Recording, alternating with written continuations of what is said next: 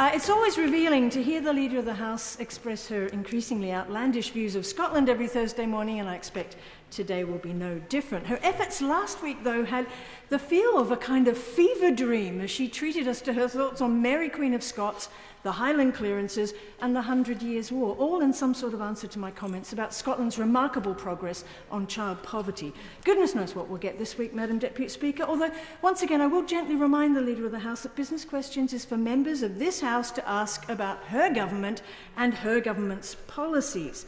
We all understand the difficulties of defending this tired, hollowed-out bunch on its last legs, but that's her job, for the moment anyway. Now, I wonder, given her claim to have a keen interest in events north of the border, if she's had a chance to look at the IPPR think tank report on the State of the Union. It suggests that the kind of belligerent, muscular unionism we see on display from her Tory benches is now utterly counterproductive, and not just on Thursday mornings, but day in, day out. This report highlights the brittle and contemptuous approach of Westminster to Scotland and its people. Professor Richard Wynne-Jones of Cardiff University's Governance Centre and co-author of the report said, attempts to champion a single version of Britishness to buttress what some have termed the precious union are not only doomed to failure, but are likely to be self-defeating. Doomed to failure, Madam Deputy Speaker, a phrase that could be applied to so many of this government's endeavours. Brexit, HS2, numerous defence projects such as the Ajax tanks debacle. I could go on, but they never listen, they never learn, Madam Deputy Speaker.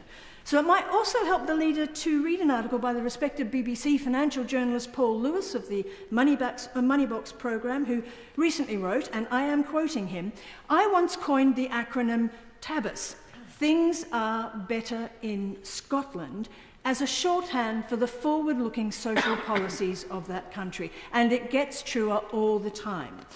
So once again, Madam Deputy Speaker, isn't it time for a debate, even in the dog days of this government, to look at Scotland and learn how, as Paul Lewis said, to do things better?